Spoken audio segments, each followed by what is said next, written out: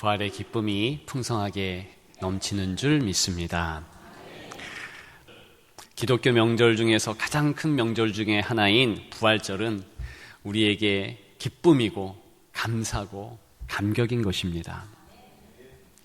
여러분, 첫 번 부활절을 생각할 때 아쉽게도 지금 우리의 분위기와는 사뭇 다른 것을 알 수 있습니다.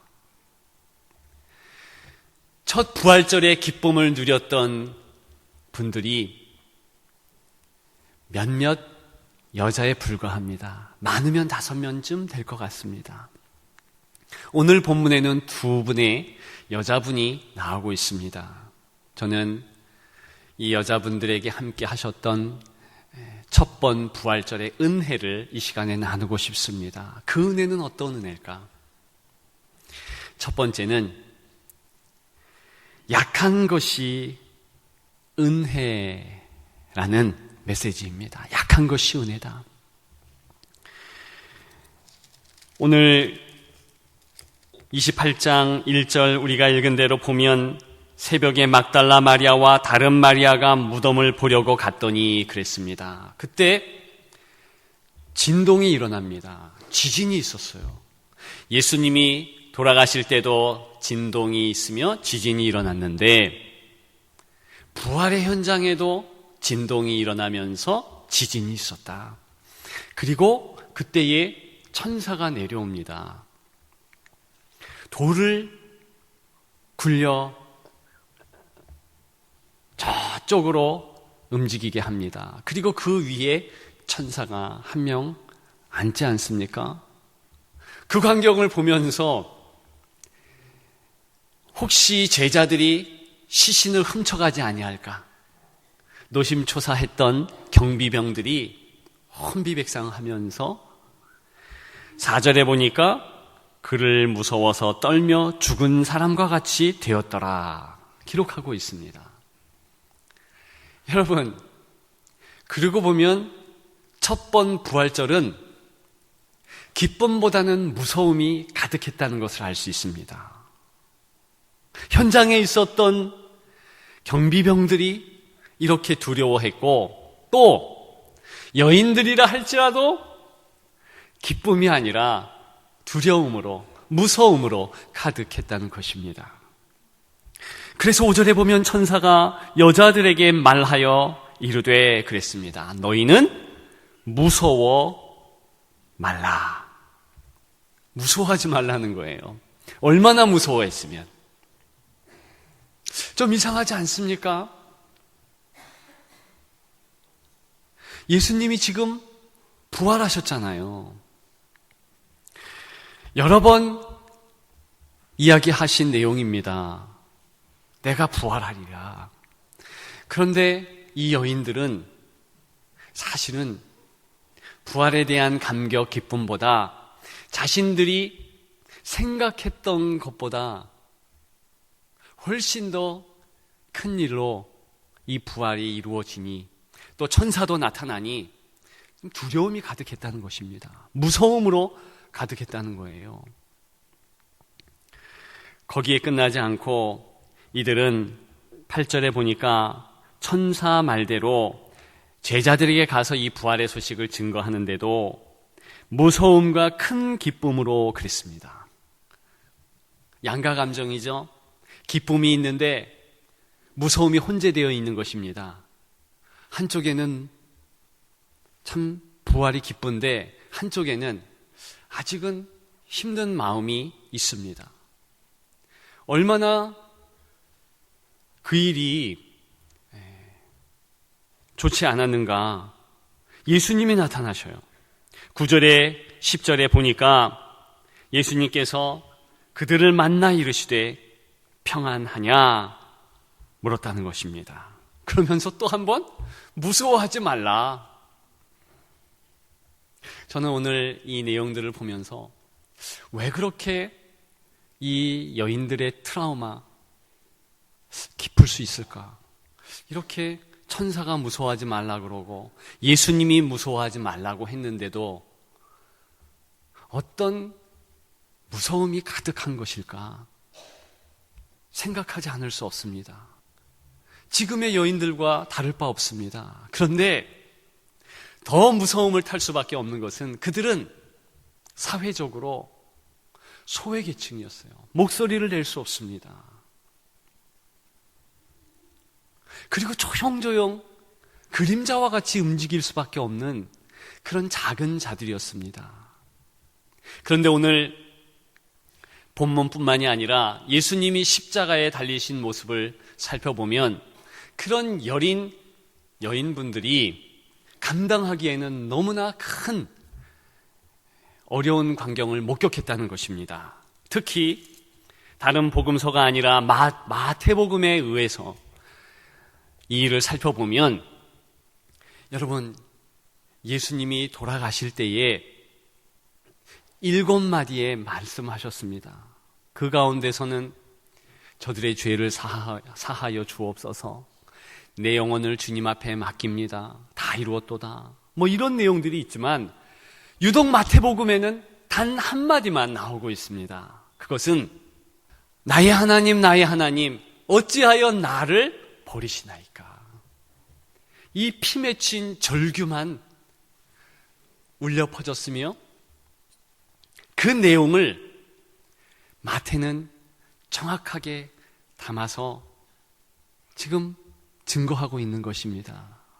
그리고 한 장면 55절, 마태복음 27장 55절에 보면 예수를 섬기며 갈릴리에서부터 따라온 많은 여자가 거기 있어 멀리서 바라보고 있으니, 멀리서 바라보면서 그 소리가 메아리치고 있는 것입니다. 왜 나를 버리시나이까? 여러분, 이쯤 되면 트라우마가 되지 않겠습니까? 그 마음에 상처가 있지 않겠습니까? 평생을 목숨을 걸고 따랐던 주님입니다. 그런데 그 주님이 절규하면서 왜 나를 버리십니까? 하면서 죽으셨고, 그 한 내용만 지금 마태복음에 의하면 그들의 마음에 응어리졌다는 거예요. 이것이 그들 무서움의 내용입니다. 근원이죠. 죽는 모습을 직접 봤잖아요.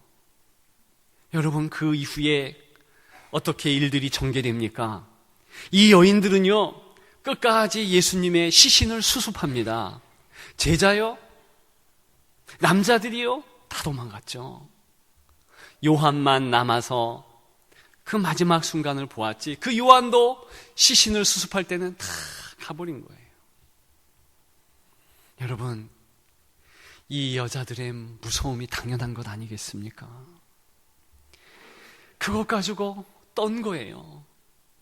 비록 가장 좋은 일, 예수님이 부활하셨다, 그 소식을 천사들에게 의해서 듣는 그 시간에도, 그리고 오늘 우리가 읽은 본문을 잘 살펴보면 무덤이 열립니다. 돌이 옮겨져요. 누구를 위한 것입니까? 예수님을 위한 것입니까? 아니에요. 이미 예수님은 신령한 몸을 가지십니다. 그래서 제자들이 사방 다 잠가놓고 있을 때에 문을 열지 않았는데도 예수님께서 들어오십니다. 그런 신령한 몸이에요. 무덤이 돌에 닫혀 있다 손 치더라도 예수님은 나올 수 있는 거예요. 누구를 위한 것인가? 당연히 여인들을 위한 것 아니겠습니까? 그들이 열린 무덤을 보면서 예수님이 부활하신 것을 목도합니다. 비었다 봐라. 그런데 그 빈 무덤을 보고, 그리고 이 천사의 예수 부활의 소식을 들었는데도 불구하고 무서움이 있다는 거예요. 무서움. 여러분, 이것이 지금 이 여인들의 가장 연약한 모습인 거예요. 약한 거, 그것 때문에 어쩔 줄 모르는데 오히려 예수님은 그것 때문에 이 여인들을 찾아온다는 거예요. 여러분, 그렇다면 예수님이 여인들을 찾아오게 된 동인, 여인들의 약점, 그것은 어떻게 보면 예수님 앞에서는 강점이 되지 않겠습니까? 그들을 제일 먼저 찾아오잖아요. 여러분, 이때에 가장 마음이 힘들고 어렵고 무서움에 사로잡힌 그런 사람은 누구겠습니까? 다름 아닌 여인들이에요. 예수님이 죽어가는 모습, 엘리 엘리 라마 사박다니 왜 나를 버리십니까? 그렇게 처참하게 죽어간 모습이 마음에 남고, 그리고 그 시신을 끝까지 따라가잖아요. 마태복음 27장 61절에 보면 거기 막달라 마리아와 다른 마리아가 무덤을 향하여 앉았더라. 무덤을 아예 응시하면서 꼼짝 않고 기다리고 있는 것입니다. 무덤이 트라우마가 되지 않을까요? 상처가 되지 않을까요? 무서움으로 가득하지 않을까요? 그런데 감사하게도 그 약한 모습 때문에 예수님이 먼저 제자들에게 가지 아니하고 이 여인들에게 찾아옵니다. 여러분, 이것이 위로자 예수님의 모습이에요. 주님은 가장 약한 자, 가장 나약한 자를 찾으시죠. 내가 의인을 부르러 온 것이 아니라 죄인을 부르러 왔다. 부활해서조차도 예수님은 그 모습 그대로, 그 말씀 그대로 가장 연약한 모습을 보이는, 무서움에 떨고 있는 여인들을 향하여서 무서워하지 말라 말씀하고 계시는 줄 믿습니다. 여러분, 그래서 성도는 하나님 앞에 나올 때 연약한 모습으로 나오는 것입니다.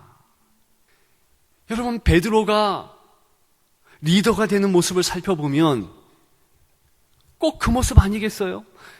내가 할 수 있네, 나는 힘이 있네, 이럴 때는 남들이 인정 안 했어요. 다른 제자들이 같이 싸웠습니다. 네가 무슨 잘났냐, 내가 잘났지, 이러면서 싸웠는데 언제 비로소 그래, 너는 수제자다, 그렇게 다른 제자가 인정했습니까? 그것은 말씀드렸잖아요.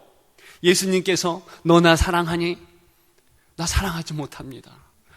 나 이 사람들보다 더 주님을 잘 사랑하지 못했습니다. 그러면서 자기의 치부를 3번이나 다른 사람 앞에서 여과 없이 드러낼 때, 그때 비로소 베드로는 수제자로 인정받은 것입니다. 예수님 앞에 인정받은 것뿐만이 아니라 다른 제자들이 볼 때에도 그래, 저 사람 똑같구나, 우리랑 다른 것이 없구나, 연약한 것을 고백할 수 있는 저 사람은 그래, 수제자다. 그래서 정말 수제자가 돼가지고 어떻게 했다고 그랬습니까? 고생했습니다. 우리의 약한 것으로 주님 앞에 나올 수 있고, 주님 도와주시옵소서 하면 주께서 만져주시고 인도해 주실 줄 믿습니다. 두 번째, 부활의 은혜를 통해서, 여자들에게 나타난 그 은혜를 통해서 우리가 간직해야 할 은혜의 모습은 무엇입니까? 작은 일 하는 것이 은혜예요. 작은 일 하는 거. 여러분, 여자들이 지금 예수님 무덤에 나아가면서 정말 작은 일을 했습니다. 남자들은 할 수 없는 일을 했어요. 어떤 일인가? 원래 십자가에 달린 살인자, 혐오자, 시신 수습을 하지 않는 것입니다. 향료를 붓고 향료를 바르고 뭐 이런 일을 할 수 없는 거예요. 원래 그 당시 문화를 보게 되면 시신을 수습하는 것은 좀 천한 일이죠. 남자가 남자를 수습할 수도 있었습니다. 그런데 제자들 다 도망갔잖아요. 아무도 예수님의 시신에 가까이 오지 않았습니다. 이유는 작은 일이라 여겼기 때문에 그렇습니다. 아니, 그 영광스러운 자신들의 주님이신 예수님의 그 시신을 그렇게 여기다니요. 그런데 이 여인들을 보십시오. 끝까지 무덤으로 나아가잖아요. 양손에 향료를 들고 나아갑니다. 이때만 그런 게 아니에요, 사실. 이들은 언제나 예수님의 일 가운데서 연약한 일들을 담당했습니다. 식사 자리에 식기를 차리고 청소를 하고 주로 그런 일을 했어요. 여러분들 복음서에 보게 되면 오늘 마태복음에 보게 되어도 예수님이 때때로 전도단을 파송합니다. 70인 혹은 12사람 제자들 묶어서 나가서 전해라, 그렇게 합니다. 그런데 그 가운데는 여자들은 배제되었어요. 왜냐? 여자들은 그렇게 할 수 없었습니다. 만일 그게 큰 일이라고 여겨지면 여자들이 하는 일은 작은 일, 우리 생각에 적은 일이죠. 그런데 예수님 볼 때는 그게 큰 일이에요. 그게 귀한 일로 예수님은 여기십니다. 그래서 부활의 축복, 가장 먼저 누가 목격하는 축복을 줍니까? 여인들이에요, 여인들. 예수님 돌아가실 때 끝까지 지킨 자들도 여인들. 무덤을 향하여서 계속 바라보면서 사모했던 이들도 여인들. 예수님을 처음으로 만난 자들도 역시 여자들이었습니다. 왜요? 작은 일에 충성했으니까. 여러분, 착각하지 마십시오. 우리들이 행하는 모든 일은 하나님 앞에서 다 작은 일입니다. 마태복음 예수님 하나님 나라의 비유에 대한 말씀에서도 그것을 알 수 있잖아요. 우리는 5달란트 받은 자, 야, 큰일 하는 자구나. 2달란트 받은 자, 역시 큰일 할 자구나. 1달란트 받은 자, 에이. 그러나 5달란트 받은 자 5달란트를 남겼을 때에 예수님께서 무슨 말씀으로 칭찬하십니까? 작은 일에 충성하였다 그래요. 2달란트 받은 자 역시 작은 일에 충성하였다 그럽니다. 주인이 볼 때는 다 작은 일이죠. 보잘것없는 일이에요. 그런데 그 보잘것없는 일을 하나님은 크게 여기신다니까요. 주님께서 오늘 왜 먼저 여인들을 찾아오는가? 그들의 행한 일이 귀한 거예요.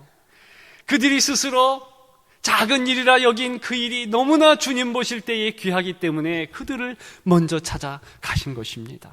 작은 일에 충성하자. 오늘 부활의 메시지 기억하는 저와 여러분들 되기를 축복합니다.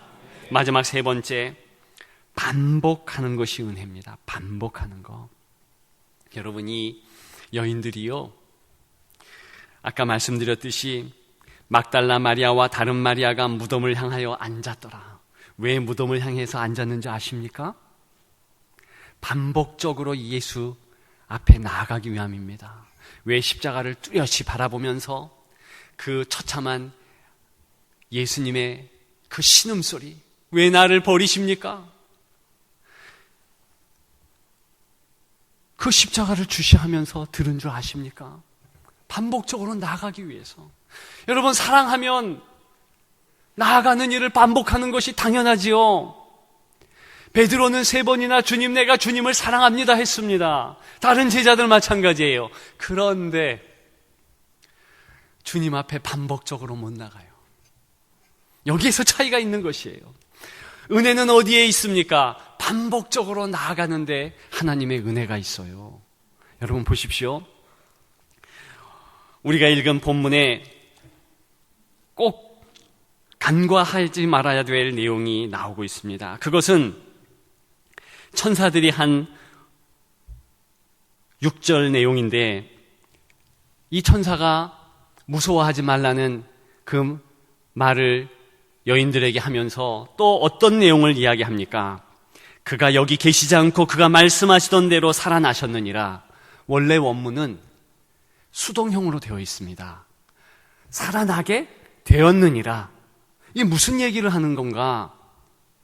너의 지금 무서움의 근본이 뭐야? 예수님이 아주 비명을 지러가면서 왜 나를 버리십니까? 그렇게 했지. 너 봐라. 하나님이 버린 거 아니야. 하나님이 지금 살아나게 하셨느니라. 수동형으로 그렇게 깨달음을 주는 거예요. 여러분, 이런 은혜를 먼저 받게 됩니다. 왜요? 자주 가니까. 자주 반복해서 나아가니까. 여러분, 거기에서 멈추는 것이 아닙니다. 그들에게 어떤 은혜를 주셨는가? 예수님께서요, 나타나시잖아요. 그러면서 9절에 그들을 만나 이르시되 평안하냐? 이렇게 질문했어요. 우리말에는 의문형으로 나오지만 사실 원문에는 명령형으로 나옵니다. 기뻐하라. 이렇게 정확하게 말씀하십니다. 그 내용이요, 빌립보서 4장 4절 내용과 9절의 내용이 똑같아요. 빌립보서 4장 4절은 항상 기뻐하라, 다시 말하노니 기뻐하라. 거기는 그렇게 기뻐하라 이렇게 나왔죠. 근데 오늘 우리의 본문에서는 어떻게 나오고 있습니까? 평안하냐 이렇게 나오죠. 사실 원문에는 기뻐하라 이렇게 얘기하신 거예요. 기뻐하라. 명령형으로 얘기하신 것이에요. 왜 명령하셨습니까? 지금 8절에 보니까 그 여자들이 무서움과 큰 기쁨으로 아직 무서움이 가시지 않은 거예요. 그걸 불쌍히 여겨서 자주자주 반복적으로 나오는 여제자들에게 너희들은 무서워하지 마. 기뻐하라. 나를 봐라. 그렇게 얘기하시는 거예요. 여러분, 예수님 앞에 자주 나가는 자만큼 은혜를 많이 받는 자가 없습니다. 자주 주 앞에 나왔기 때문에 여인들이 이런 은혜를 받는 것입니다. 어떻게 기쁨이 가득하겠습니까? 그것은 주 앞에 나올 때 가득한 거예요. 이제 말씀을 마치려고 해요. 여러분, 매주일이 사실은 작은 부활절입니다. 그래서 사순절기에 주일은 포함하지 않는다 말씀드렸습니다. 왜요? 부활을 기념해서 안식 후 첫날, 그것이 주일이 된 거잖아요. 빛의 날, 예수님을 만나는 날. 왜 예수님 앞에 자주자주 나아가게 1년에 52주 나가야 되는 것입니까? 그것은 우리에게는 여전히 무서움이 묻어 있어. 우리의 나약성 때문에 여전히 힘들고 아파요. 큰 기쁨은 어떻게 나타나는가? 그것은 예수님께서 기뻐하라 명령하는 그 모습을 보면서 우리의 마음에 기쁨이 남는 것입니다. 은혜 주시는 것입니다. 그래서 주일 예배 자리에 나오는 거예요. 기회 되는 대로 주님을 만날 때 주님의 은혜가 풍성하게 넘칠 줄 믿습니다. 여러분, 약한 것이 은혜예요. 여러분들 일주간 지내면서 어떤 약한 모습 가지고 주일날에 나오셨습니까? 부활의 자리에 오셨습니까? 여러분들의 약한 것은 뭐예요? 건강입니까? 물질의 문제입니까? 자녀의 문제입니까? 다 쏟아내세요. 주님 앞에 부활하신 주님이 뭐라고 얘기하십니까? 기뻐하라. 그거 내놔.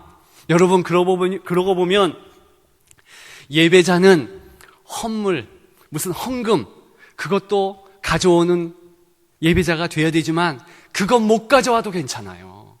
반드시 가져와야 되는 예배의 필수품이 있어요. 그것은 뭐예요? 그게 뭡니까?